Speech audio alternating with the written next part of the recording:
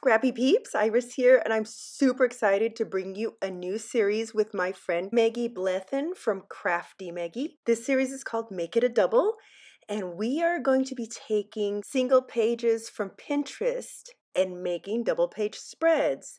Our first inspiration layout is this one by Kathleen Gromuller from Scattered Confetti. I've had this one pinned forever and I just absolutely adore all her style. Here's a quick look at my end result, but let's go back to the beginning and start with making the layout. Two things that attracted me to this layout were all the little embellishments that are scattered around and the stitched circle. I'm going to translate this a little differently. I wanted to use more photos because it is a double page spread, and I'm going to do an infinity sign instead of a circle. I don't think you can see it here, so I'm going to put a photo. I can't freehand draw anything to save my life. So I used my silhouette sketch function to sketch out the infinity sign. My sketch pens were dry, so all I had was an indentation, but it was just enough for me to follow as a guide as I was stitching. This infinity sign is going to span across the two pages. So what I did was I lined it up so that the middle portion that's coming together is obviously on the middle of the layout. And I started stitching from there. As soon as I started, I realized I did not have enough thread in my bobbin. I left this in so you can see real life stuff here. I had to rewind the bobbin and replace it. But here we go, we can start again. So I stitched the inner portion of the infinity sign, and it's not circular because an infinity sign, you know, it tapers in the middle and it's kind of almost like teardrop shapes on the outside. So I stitched the inner portion first, and then I stitched the outer portion, again, following that little indentation. Then I stitched within the inner and outer lines. And when I did so, I meandered slightly so that they crisscross each other. I'll show you here how it crisscrosses. And then I did the same exact thing on the other side.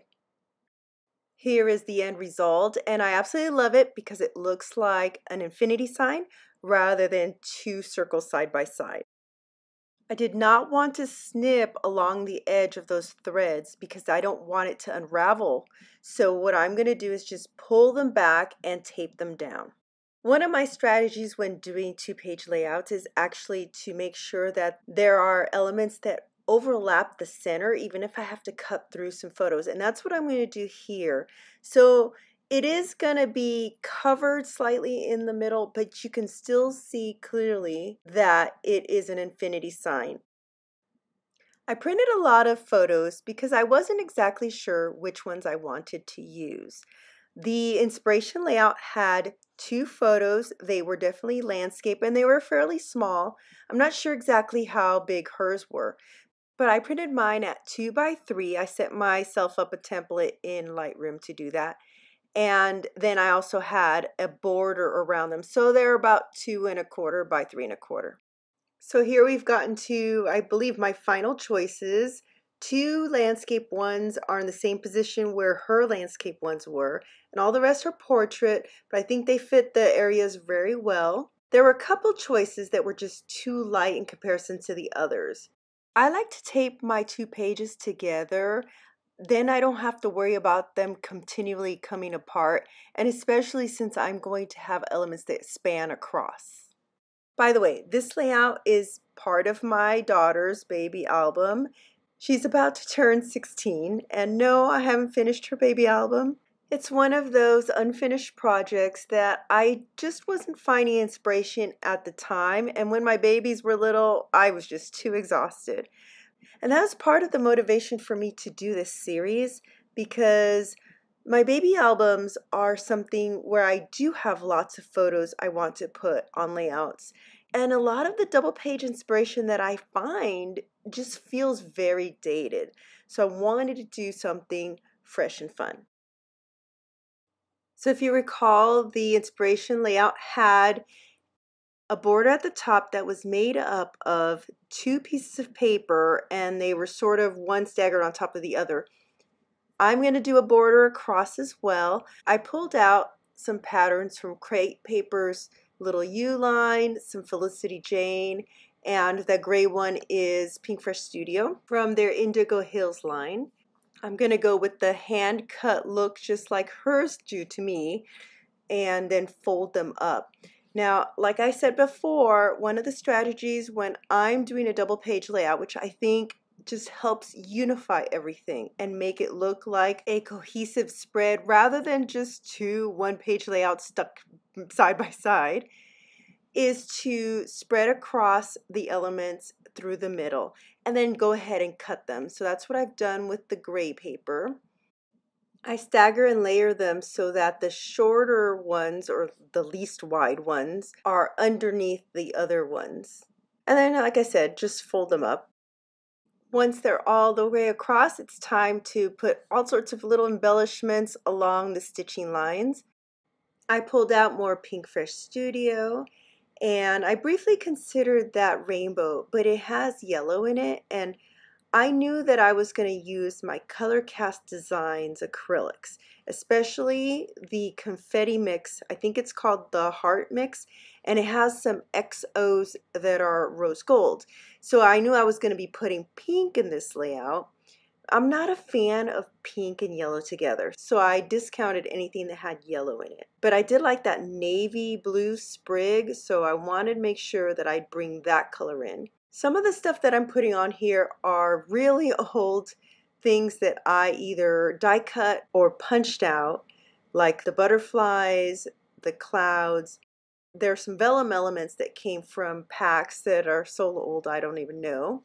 And then there were some baby elements that I bought, like Jolie's stickers, way back when she was not much older than this. And I wanted to add a few of those there. That's the baby bottle and the little safety pin. This is looking like a hot mess at the moment, and this is how my brain works. It's like dump everything on, audition, move things around, and then slowly start taking things out that don't work.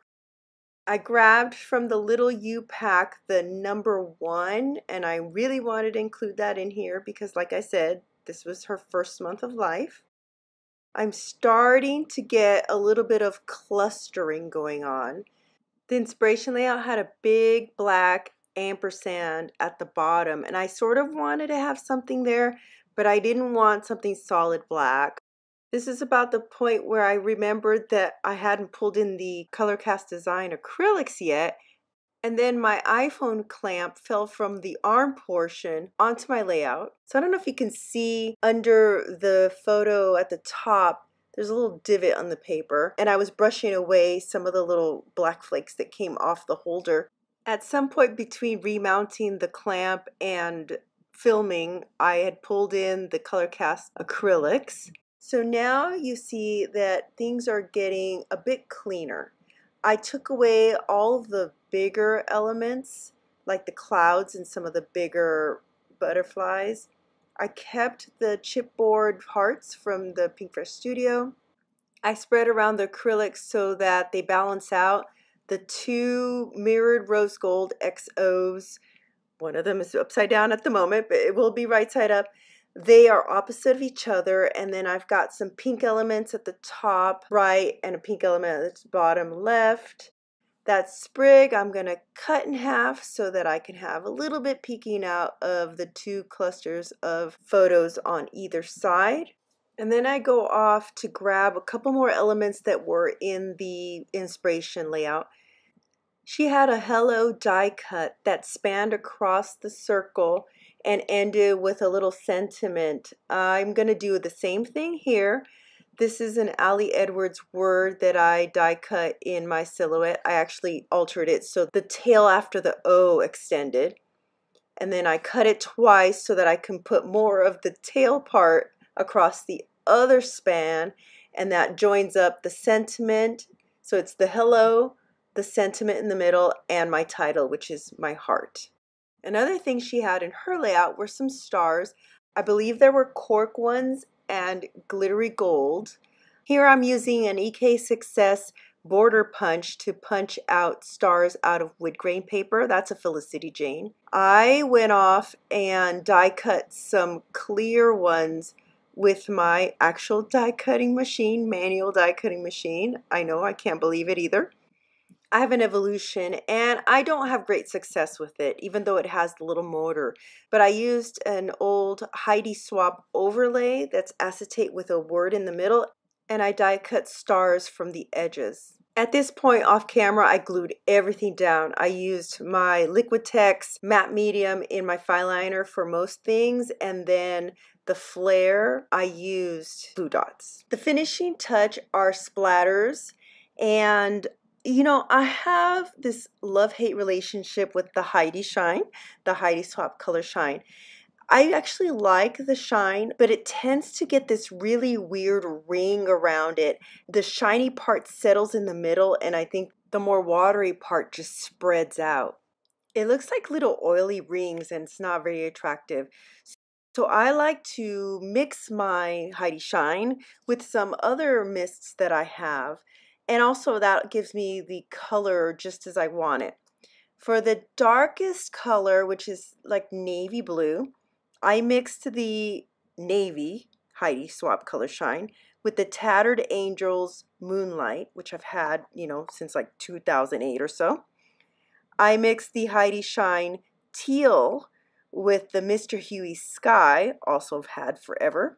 And then the last color I used is the Tattered Angels Glimmer Mist in Bronze, which matches any rose gold really well. And that, my friends, is the end of this process video. I've got all the still shots coming up. I took tons. Here is the whole spread, 2 pages across, already cut.